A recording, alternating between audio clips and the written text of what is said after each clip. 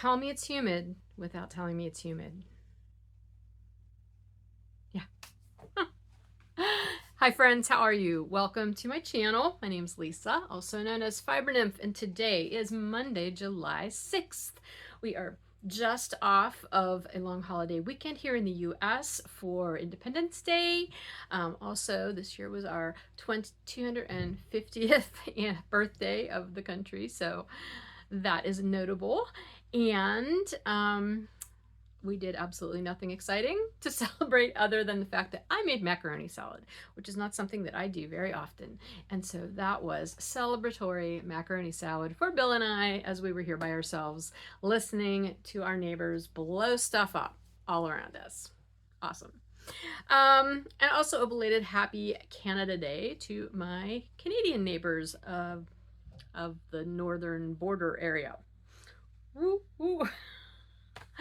I'm in a silly mood, apparently. I hope you're doing well, no matter where you are on this earth. Hope you had a good weekend. It's only been about a week and a half since I talked to you last, so that is also notable. It has not been happening like that lately.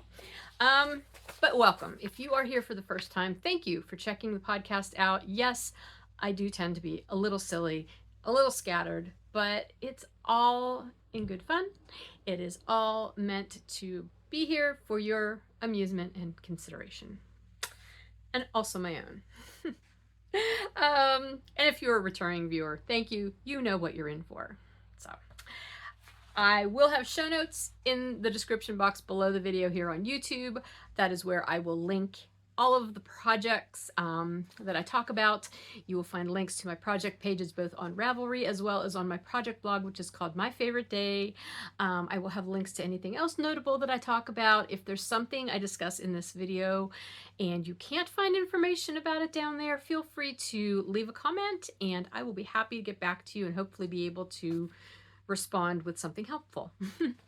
Okay, for some announcements, I just want to remind you that I am a Snack Shack sponsor. I, meaning my company, Fiber Nymph Dye Works, is a Snack Shack sponsor for the Down Cellar Studio Splash Pad Party this summer. I was going to say Pigskin Party, but that's the fall and winter event that Jen hosts.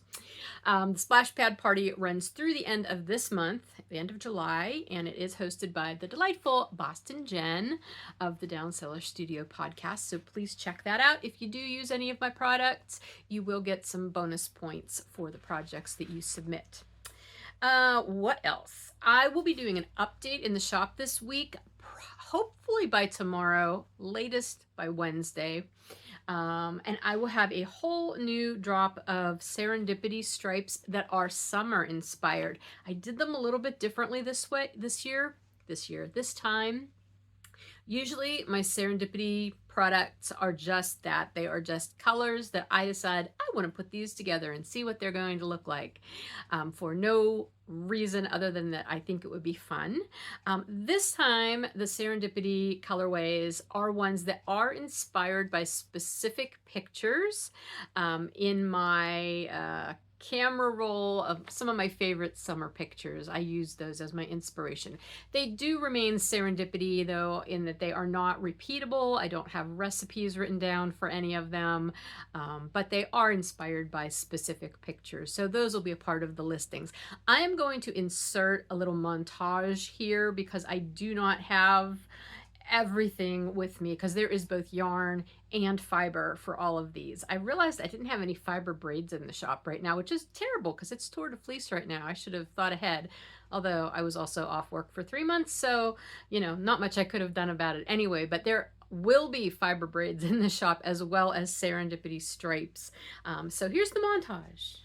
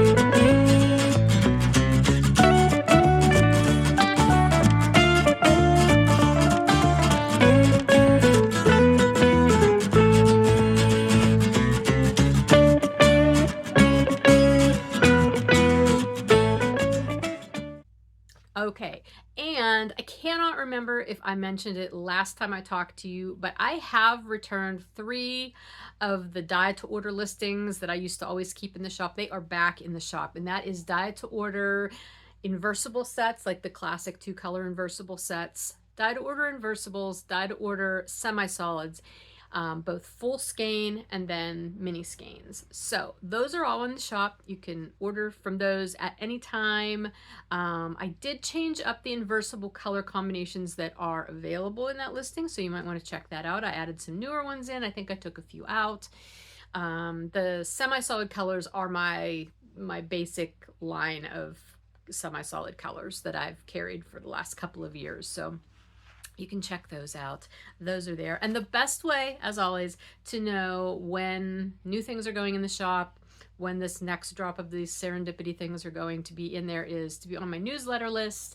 And you can subscribe to that from any page on my website, either up at the very top where it says newsletter, or at the very bottom it says subscribe to the newsletter, or something of that sort.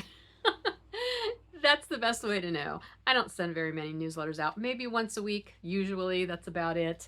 If you don't open the first one, you might get a follow-up one, but I don't spam. So anyway, all right, that is it for the announcements. Let's get into the crafting. I have some fun things to share with you today.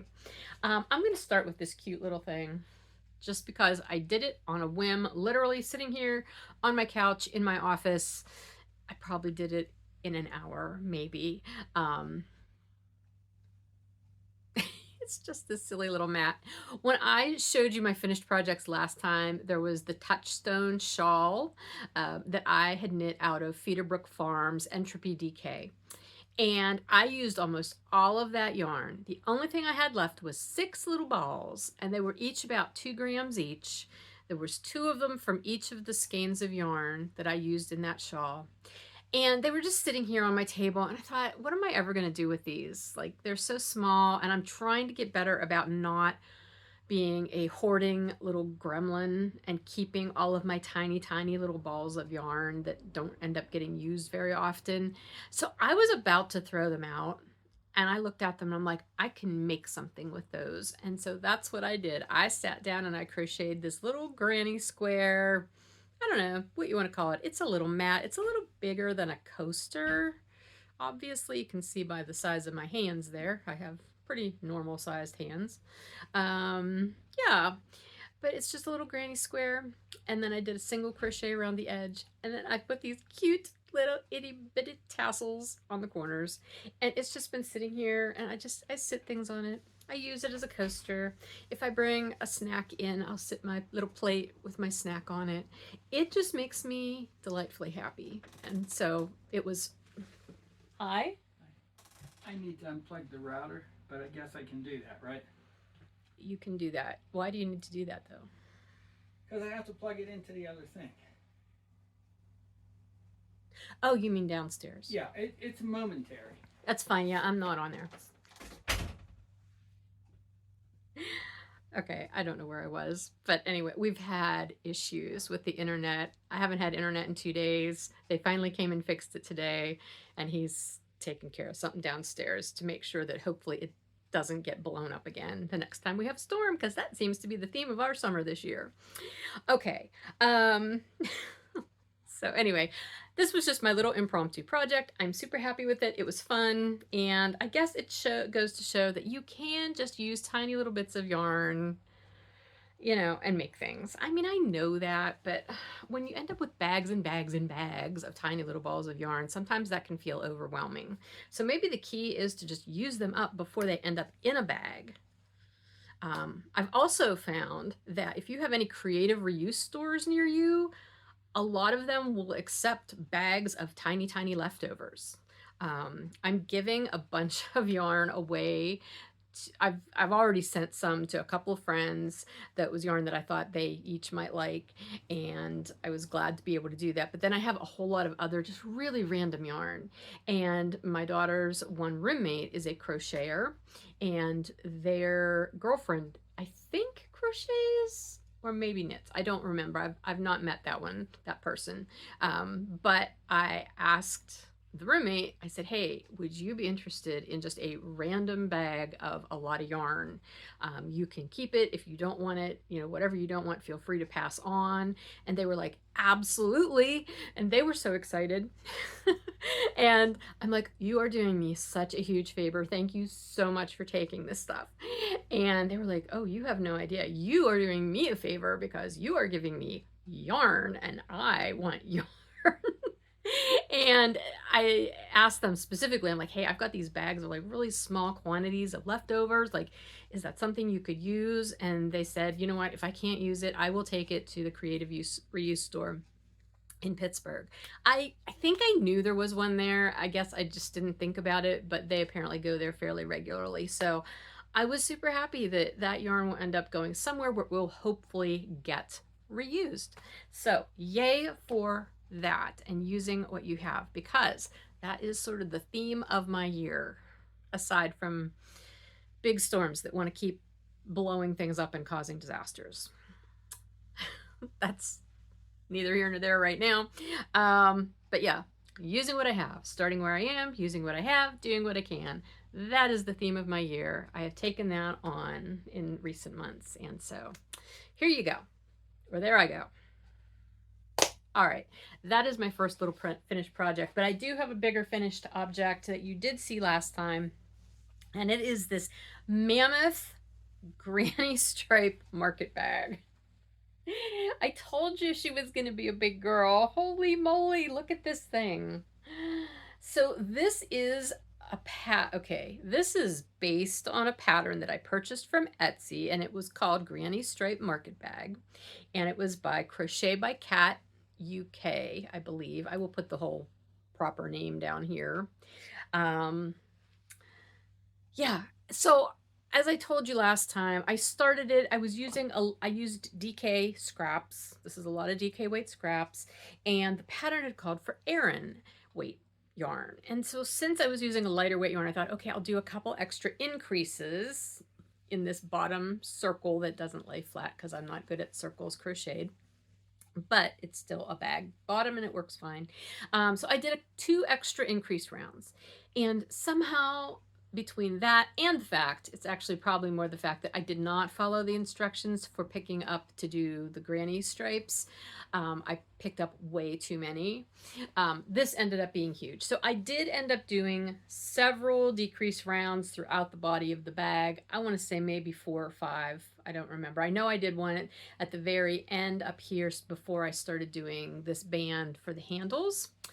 I kind of did my own thing. I know you're shocked. For the handles, this is in the spirit of how they're written in the pattern. So in the pattern, you do 1 round, I believe, of your handle color, and then you go and then you do this big long chain after so many stitches, and then you reattach, and then you go around a little more, and then you do that same thing on the other side. So you end up with 2 handles. I'm holding it the wrong way. So they look like this. And so then you continue going around like that. Thus your handles keep getting bigger, and this part of the bag gets bigger, but this part really doesn't. And so that sort of bothered me. So I ended up doing 3 rounds the way it was written, like to go around. And I can't remember how many rounds the pattern said to do anyway. It may have been 3, but I did 3 that would basically go around the outside edge of the handle, and then I stopped and I bound off. And then I picked up on the inside of one of the handles and started going around on this inside loop, like in here. So that made this part larger and also made the handle a little wider. I had hoped it might help keep it from curling, but there's absolutely nothing that is going to keep this from curling. But honestly, like when you're using it, who's going to care? Like it's going to be like up here. You're not really going to notice it, I don't think. I don't really know what I'm going to use this bag for because it is so large. And it's stretchy because I did use, wool and wool blend yarn. It's not cotton, which is, I also believe, what they recommended in the pattern, but I think it would work. It would probably work like to carry some yarn around in for a project, or carry, I don't know, a pillow and a sleeping bag. I'm kidding, mostly. It's big. I don't know what I'll use it for, but it was a fun project. I enjoyed doing it. It was supposed to be a quick palette cleanser. It was sort of a palette cleanser, although I did start other projects while I was still in the process of making this because it was taking so long. It was definitely not quick because I made it gargantuan. But anyway, it's fun. It's done. It's done and fun, and it rhymes. And there we go. So, yay! Okay. You know, there's nothing like just fun, colorful granny crochet. It scratches an itch, even when it ends up being a gigantic project. This would probably be really fun to do in fingering weight. Now that would take forever. I know, you see the wheels turning. I'm not going to start that right now because I've got other things going on. I do not have time to start a big crochet project. All right, so those two things are done. Those were both crochet. So now we're going to move on to some knitting things. And the first one is something that you did see last time, and that was my Rock It Tee. I have worked on it some more. I don't remember exactly how far I was on it when you saw it the first time. I have made progress though. Let's see. This is not a needle that's attached at the moment. Okay. So here we are. This is the Rock It Tee by Tanis Lavallee of Tanis Fiber Arts. Let's get you flipped the correct way. So here's what I've got. This yarn that I'm using is called Done Woven. That's the brand. And it was Done Woven something something something. Frolicking Feet that I got on our trip to Maine back in 2022. We actually went to the Done Woven store. I don't remember. I think it was in Calais. I'm not 100% sure. I don't know if they're still in the same place or not, or if they have a storefront anymore or not. It's been a while. I don't know that. But that's the yarn. The blue was a one-of-a-kind color, and this speckled is called Seal Island, and it's just super fun. So I am doing this. I've made mods. Duh. I've made mods. The pattern said to use a US 5, I believe. I tried it on a 5. It was super loose. So I went down to a 4. I think I'm telling you that right. I don't think I'm getting that confused. Do I have that in my notes? Yes, I started on a 5, went down to a 4. The pattern may have called to actually use a 6. I don't know. But that's how I did it. Started on a 5, went down to a 4. And like the fabric is fine. I mean, this is meant to be a loose, airy garment.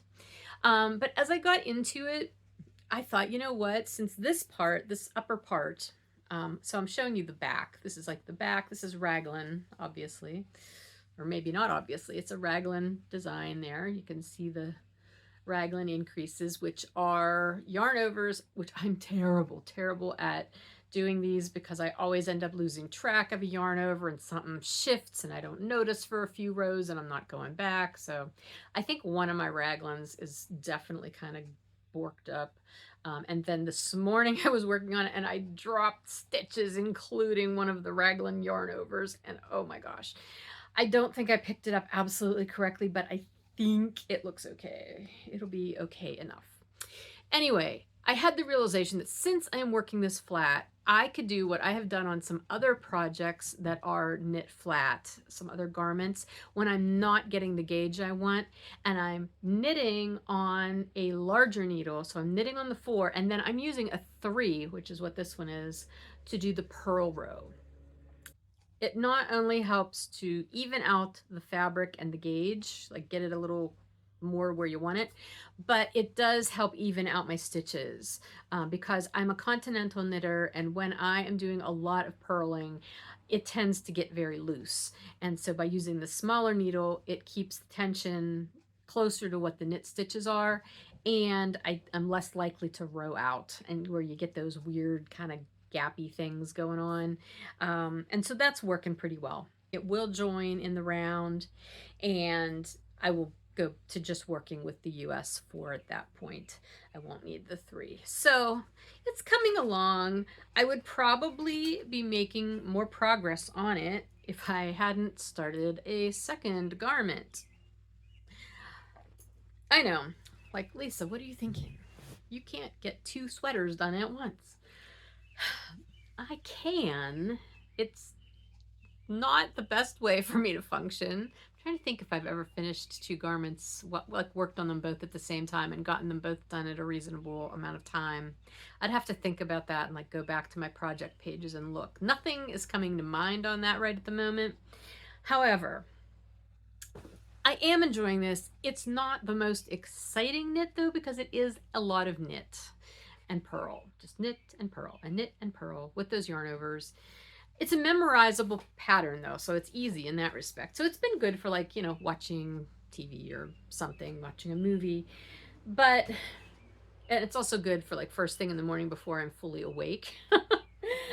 But it's not the most exciting thing in the world. And so I decided to be a joiner, which also doesn't happen very often, and join in Marie Green. She is Olive Knits. Marie Green's 4-day sweater knit along, which she has done. This was the 10th year. This was her final year of doing it. She's not doing any more of them.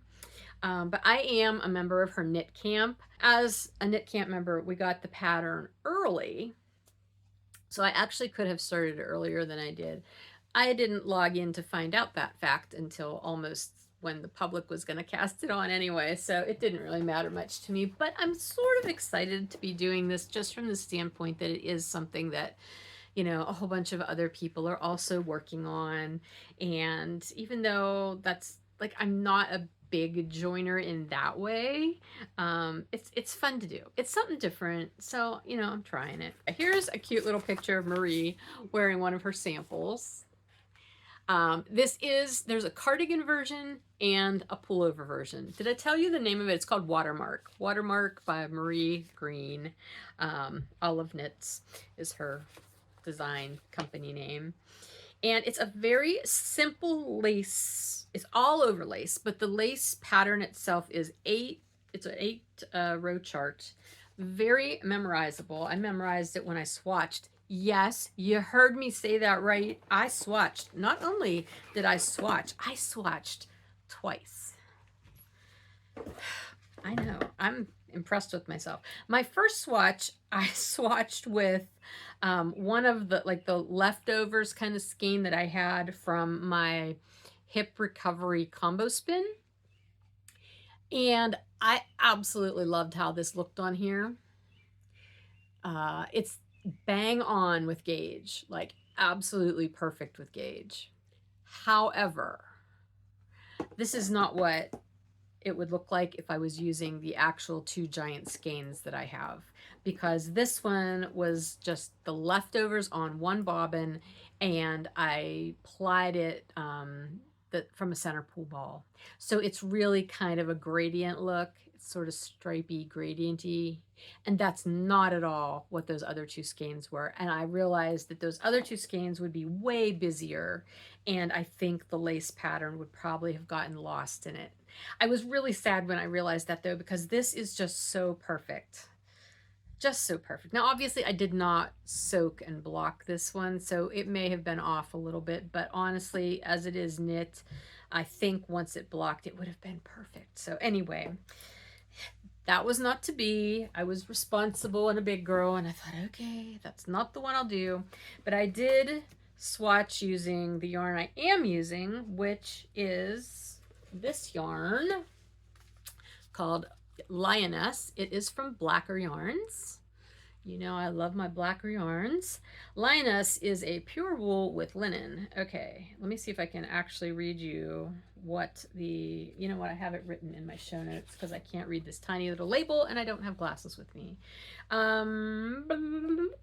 It is 50% linen, 25% flax. No. What? That doesn't make sense. Linen is made from flax. I'm confused. 50% linen. Oh, 50% linen / flax. Okay. 25% Corriedale, 25% merino. So it's 50% the linen, 50% a wool. Got it. Okay. It is basically a heavy fingering weight. It is 380 yards per 100 grams. The pattern calls for a heavy sport or light DK. Okay. 260 to 340 yards per 100 grams. So 340 versus 380. That's a bit of a difference. However, I am always optimistic, and I think this will work. Now, this swatch I did with the Lioness, I did do it on a smaller, did I do it on a smaller needle? I did not. I did this on the needle called for, which was a US 5. Way too huge. Like the fabric, and I did block this correctly. Like I soaked it, blocked it, laid it out. It's beautiful. But it's definitely more open than it needs to be. It doesn't need to look like that. It would look pretty, but it's not what the sweater's supposed to look like. And I would have to do so much modifying to work with this gauge. And so I thought, I can't do that. So I waited a day or two, and I looked at some other sweater quantities I have in like DK. Like I've got a couple of felted tweed sweater quantities. I could have used one of those, but I didn't really want to use, they were both darker colors. Like one's a really beautiful red, one's a dark blue. I didn't want to do the blue because I'm already doing a blue project. I didn't want another one. So I didn't really want to do that. I wanted something that was sort of summery because I think I am going to do these shorter sleeves. Now the pattern, whoops, don't want to show you all that. The pattern is written for either short sleeves, medium length sleeves, or long sleeves. And I think based on my desire and also on the amount of yarn I have, I'm probably going to do those shorter sleeves. And it'll be a nice summer sweater. So I thought, you know what, I'm going to just make this work. And then it was in that time that I had this thought about the Rock It Tee, about, you know, knitting with one needle and purling back with a smaller needle. I thought I should do that with Watermark, since Watermark being this cardigan, it's not a steeked cardigan, it's completely knit flat. I should just do that with that, and that should change my gauge significantly, and it did. So I started the sweater on a 4, and I think I had maybe did the first couple of rows without using the 3, and then I moved to the 3, and it made a world of difference. I'm now off, my gauge is still not what it's supposed to be, but it's only off by, I want to say maybe an inch or a stitch and a half. Now over the number of stitches you're going to have, that's a lot. However, I'm doing the next size down from the size that I need. And based on my calculations, doing that size, but with this larger gauge, I should end up with a sweater that's about an inch larger than the next size up, which would be the size that I would actually choose if I was getting gauge with what I'm actually knitting. Did you follow that? I also believe that the measurements in the sweater, I don't believe that they include the button bands. I think she did say that. So I will actually have maybe even another inch because they're small button bands. Anyway, I'm going to make it work. You hear me? I'm going to make it work. I'm enjoying it. It is a very enjoyable knit. Like I said, the lace pattern is very memorizable. The only thing it's a little slow for me only because of the high linen content. It doesn't have that, the yarn doesn't have that stretch that an actual, you know, wool or a wool nylon would have. And so it is a little bit hard on my fingers, and I have to take breaks and wiggle and, you know, not hurt myself. I'm trying to avoid that. That's bad. So, yeah, I can get about 1 repeat done like in an evening, like a full evening, but I have to go slow and I have to take breaks just so that, you know, I don't damage my hands in the process of making this. So anyway, that's what's going on with that. I think that's everything I wanted to tell you. I have no illusion. When I started, I had no illusion that I was going to get it done in 4 days, in the 4-day knit along period. Absolutely no way. And I don't care. I'm not in a hurry. I will work on it. I will work on this other sweater, and they will both get done eventually. And that's all that really matters to me. So that is my crochet and my knitting. And now we're going to move into spinning because it is Tour de Fleece.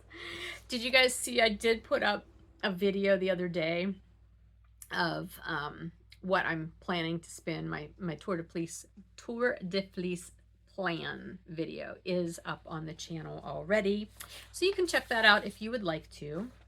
I had a total of 5 projects, spinning projects, pulled out. 4 of them I had pulled out that I was going to do on my e-spinner, and those were all bats. And then the 5th one was a project that, it was kind of funny, in the middle of that video I'm like, this is what I'm going to do on my traditional wheel, and then before the end of the video I'm like, nope, I've changed my mind, that's not what I'm doing. I'm going to do this other thing, because I didn't want to commit to a really big spin, and the first one that I had chosen was like 13 ounces of fiber. I didn't want to do something that large. So we're going to talk first about the bat part of my spinning. So that is on my e-spinner. I'm using my Ashford e-spinner 3, which I got earlier this year and used a lot during my convalescence.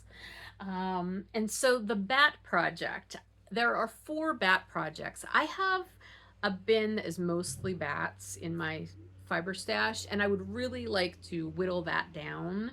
And so I went through, and you will see in that video, I picked out 8 different bats or sets of batlings, and I paired them up to 2s in sets of 2s. So the first one that I did, and I'm finished with already, look at me go, it's only day 3 and I finished this in the first 2 days. The first one was a bat, a very luxurious bat. It has merino, alpaca, yak, Kiviat, baby camel, and silk, and it was by G Cat and Pie, who is Nancy Janda. I got this at a show locally that I vended at many years ago. It came in this really pretty handmade paper box. Like, the paper's not handmade, but the box was made out of paper by hand by her. Anyway, I had that bat, which was small. It was only 18 grams. And then I had a blue bat, which you will also have seen. I'll probably have a picture that I'll put in here. That was one that I made at some point. I don't know. It was just sort of random blue fiber. I thought it was more blue than it actually is. There was a lot of white in it also. However, I started spinning the G-Cat bat first, and it was beautiful to work with. It was so well prepared and just super soft and lovely. It was just lovely. And as I was spinning, I'm like, oh my gosh, I wonder if I am making a mistake by plying it with this crazy weird bat of mine that was mystery fiber. I don't even know what fiber was in it, you know. It was just wool, random wool. I thought, I could probably have a really nice little skein, but that would be the key. It would be very little. And I didn't want to have this yarn be something that was so little that I wouldn't really be able to do much with it. So I stuck with my original plan, and I spun the G-Cat on one bobbin, and then I split that blue-white bat into and spun that on 2 other bobbins, and that's what I got there. And then I did a 3-ply. And this is what I ended up with for the 3-ply.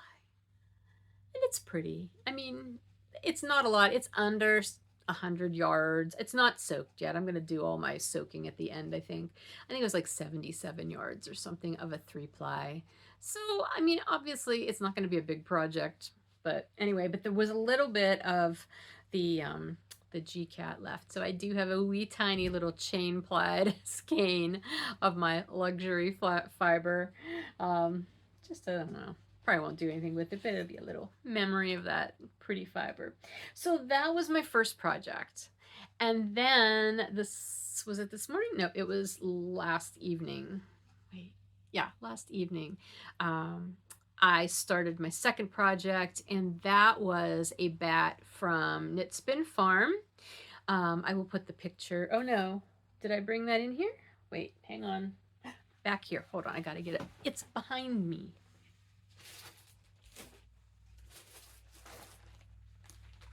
Okay. I knew I brought it in. All right, so this, I was in the Knit Spin Farm Bat Club back in 2018, and I don't remember how long I was in it, but I still have a few of her bats, and I love Joanne can do no wrong in my eyes. I love her stuff. But this is the bat that I'm working on currently, and this is called Crabapple Tree. That's the colorway. It has gray Shetland, gray merino, Corriedale, and gray Finn, and silk noil. And so I am spinning this currently on the e-spinner, and it's just lovely. Here's the inside. Sometimes the insides and the outsides of bats look very different. But anyway, it's a very fun spin. I'm enjoying it a lot. And so what I will be pairing this up with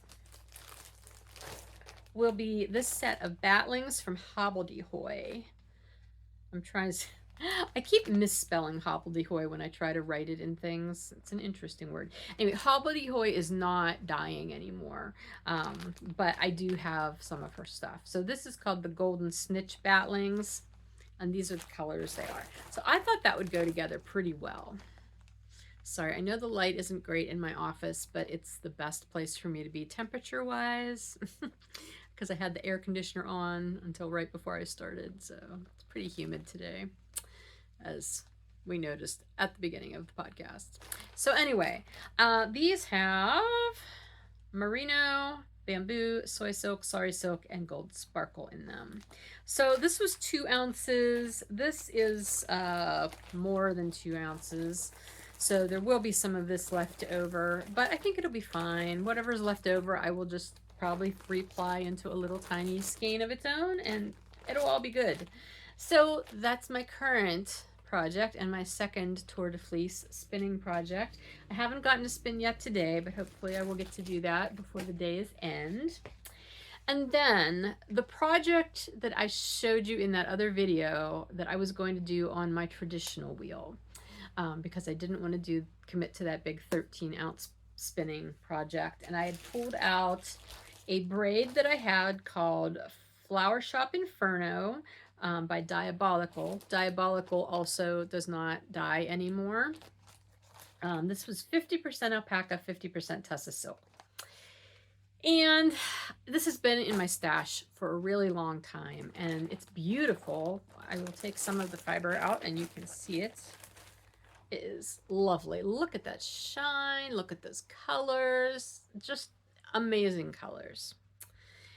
And so I did start this on day 1 of Tour de Fleece. That evening I sat down at my traditional wheel, my Ashford Traveler, and I started spinning. Now this is a very high silk content fiber for me. I don't usually spin things that have this much silk content in them.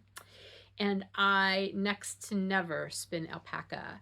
I had a not so great alpaca spinning experience earlier in my spinning, and I think I just kind of shied away from it. Plus, I don't love knitting with alpaca. It doesn't have any memory. It just grows, and then you're left with a dress when you wanted a sweater. That comes from personal experience. Yeah, so alpaca is just not something that I tend to work with, other than like if it's in a bad, it's mixed in, you know, fine. Then I have some alpaca that I'm working with.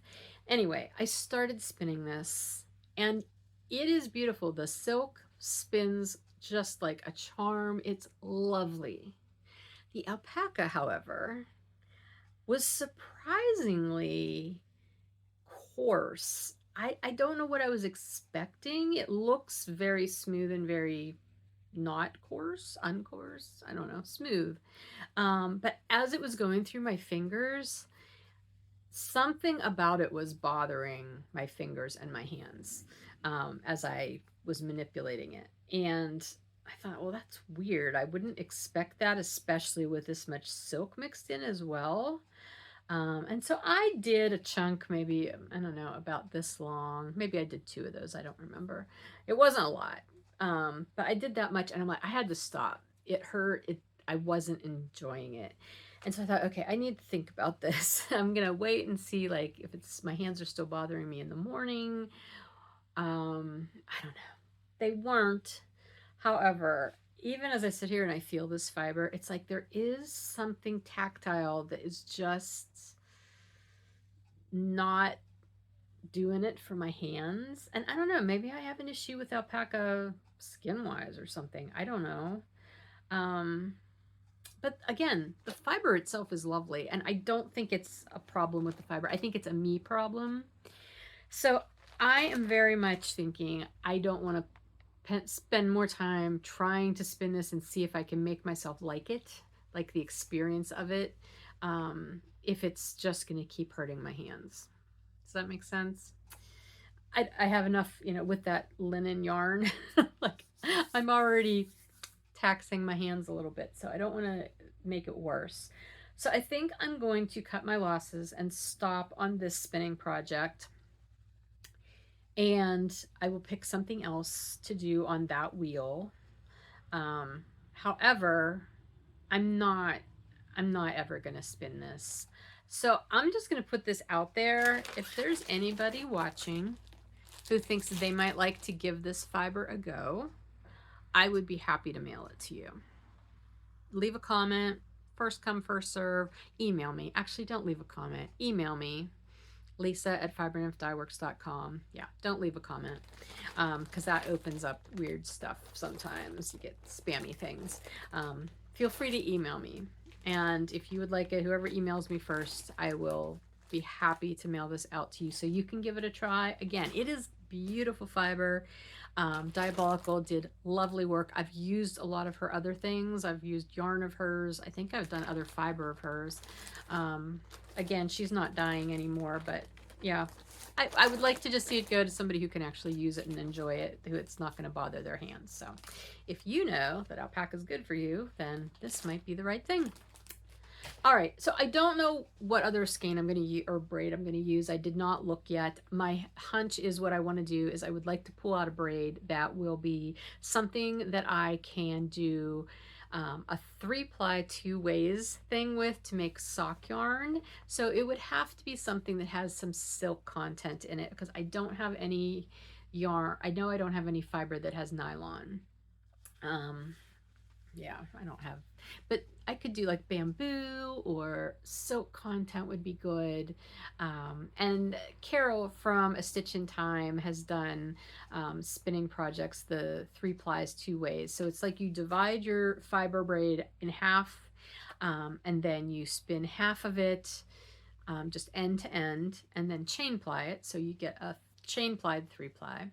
And then the other half you strip into 3 strips, and then you spin on 3 separate bobbins and then do a traditional 3-ply. And so then the whole point of that is to do socks where you would stripe the 2 together, because even though it's the same colorway and the same fiber, it will look very different because of the way it was plied. And even though I have done experiments with doing the 2 different 3-ply methods on the same fiber, I've never actually done a project with those yarns. So I think this would be a fun thing to do. Be doing it in spirit with Carol. So stay tuned. Hopefully I'll have something to show you about that next time. Anyway, as far as making, the only other thing I'll show you is in my realm of my drawing. I got my black book out and my gold pen, and I did this. Oh, I just love that. This took me several days to do because I wasn't sitting doing it for long periods of time, but wow, it was so much fun. I am loving this black paper sketchbook. It is just so much fun. And it was just my gold pen, which I've talked about before. It is Martcolor Gold Gel Pen, which I've gotten off of Amazon just because that's where I could find them. So, okay, that is that. And now we're going to move on into the Make Along, the Keeping It Simple Make Along, which I'm hosting all year. We are halfway through. The second quarter is now over, and I'm going to announce the second quarter prize winners. So if you have been taking part either in the Ravelry group or on Instagram, listen up because I might be saying your name. Let me talk about prizes real quick. Prizes for, okay, we have 1 international winner this quarter. So this, I have to tell you 2 different things. If you're a US winner, your prize choice is a single skein of yarn from my shop. Yeah, some of my single skein or something that equals a single skein, like a set of inversibles is the same as a single skein, same 100 grams. Okay, there are a few single skeins in the shop right now that also have like 1 mini with them. They're kind of like a little set.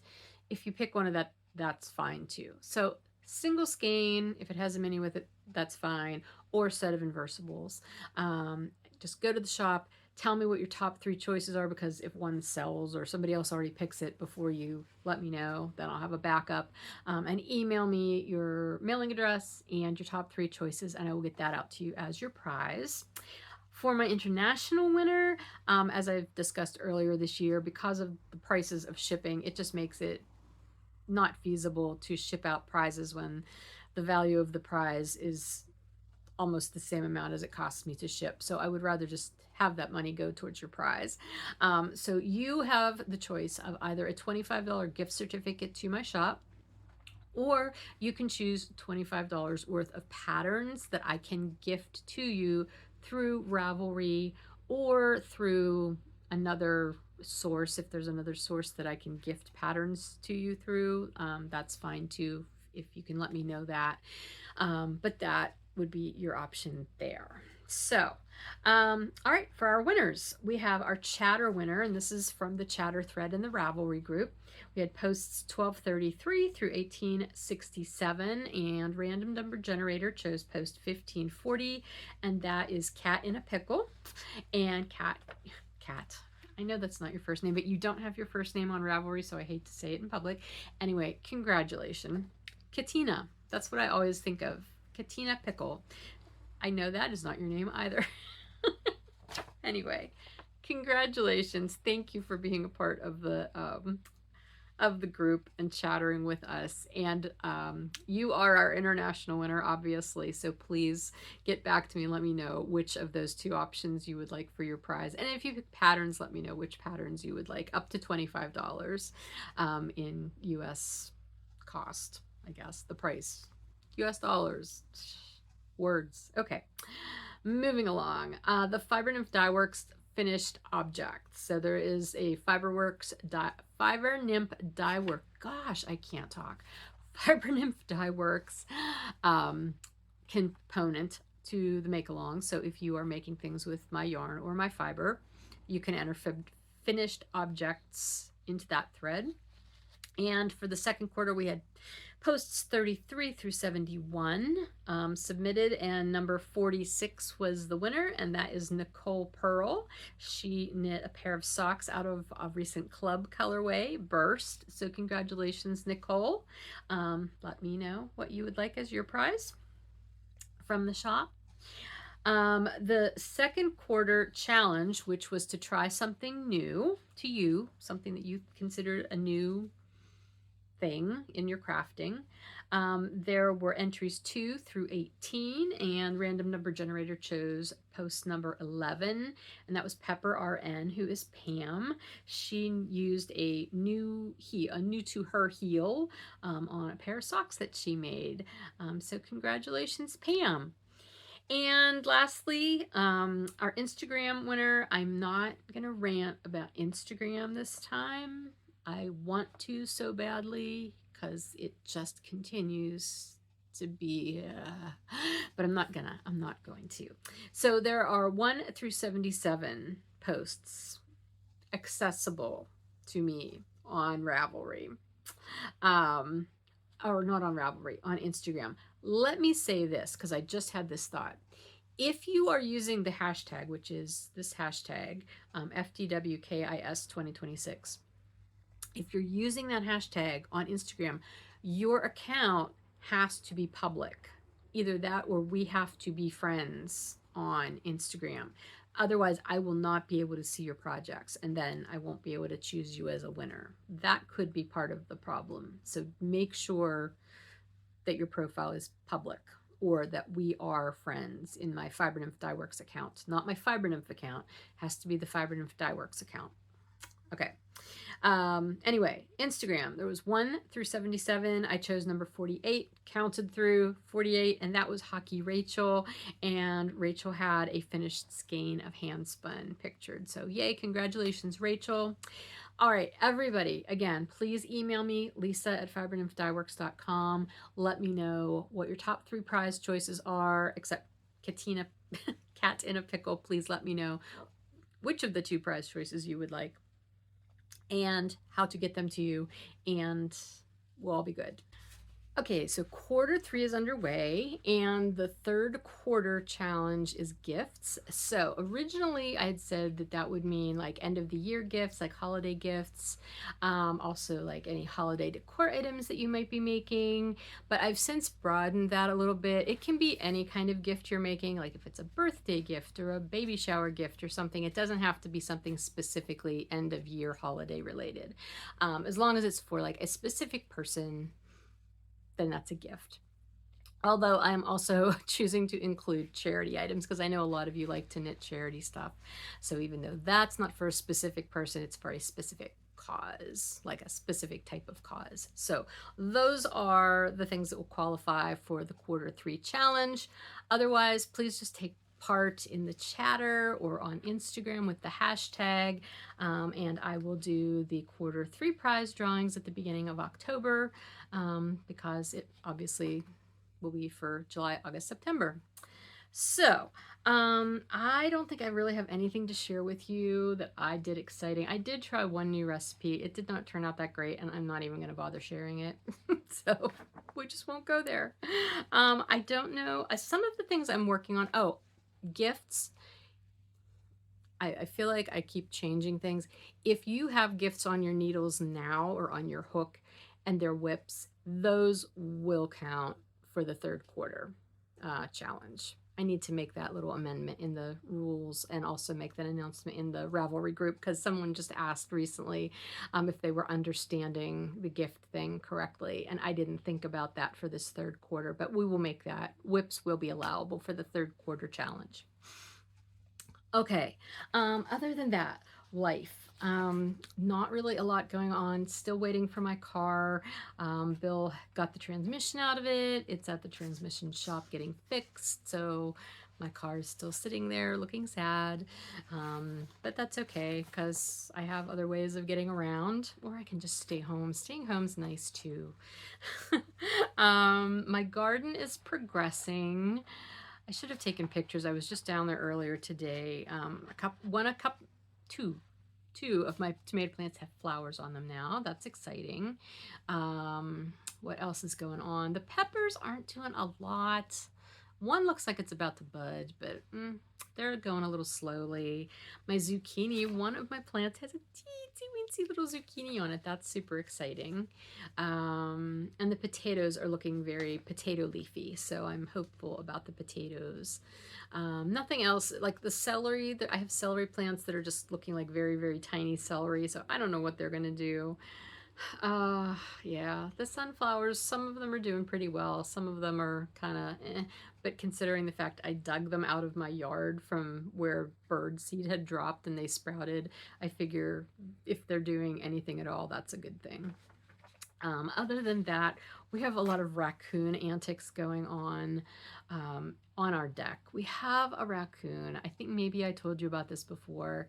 He's been getting up on the deck, though. At least we're assuming that's who it is, because something, number one, something is pooping in my one flower pot that has herbs in it, unfortunately, and it's definitely raccoon poo, which means I cannot use the herbs that are in that pot because raccoon poo carries a lot of not nice stuff.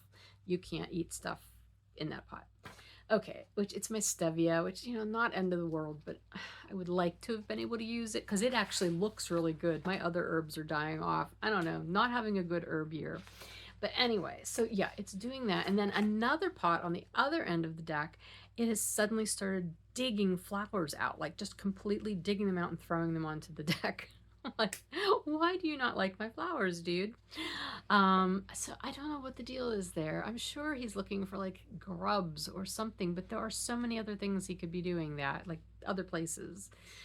And I keep putting those plants back in the dirt just to see if he'll dig them back out again, because then that also lets me know if he's been up on the deck, because I think he's also getting out onto the bird feeders and cleaning out whatever's left.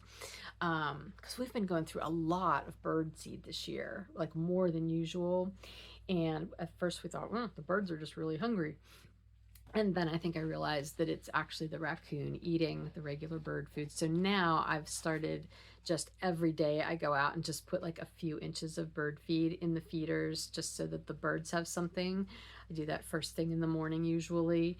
So then by evening, there's not a lot left for the raccoon to pillage. Anyway, so that is life right now. I hope you guys are doing well. I know, like I said, it's been super hot here. We had some really hot and humid days, and thankfully today is cooler. It's not quite as humid, but it's very sticky in the house, which is why I'm in here. It's cooler in here. I don't get a lot of sun this part of the day. Anyway, so yeah, it's been hot, and we have had storms, and we had another round of storms this past weekend, and it knocked our internet out. It wasn't like a widespread outage. It fried this one thing that's plugged in our basement. It's like a transformer thing. It's attached somehow to our internet. I don't fully understand how it works. But anyway, apparently that was the problem because, of course, it was out Saturday morning, first thing. So holiday and a weekend. And I called and they have somebody there, but he's like, yeah, I'll let them know. It's like I knew I wasn't going to hear from anybody till today.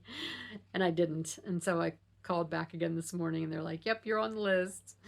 And then somebody else called a little while later to say, just calling to follow up. Is everything okay now? I'm like, no, nobody's come. Nobody's done anything. We still have no internet. So, but then they came shortly after that. So it is fixed. It is up. I will be able to get my video for you guys up and stuff in the shop in the next day or two. So yay. I hope you're having a really good July so far. Stay cool, stay hydrated, and I will talk to you again hopefully in another week and a half or so. So take care. Bye.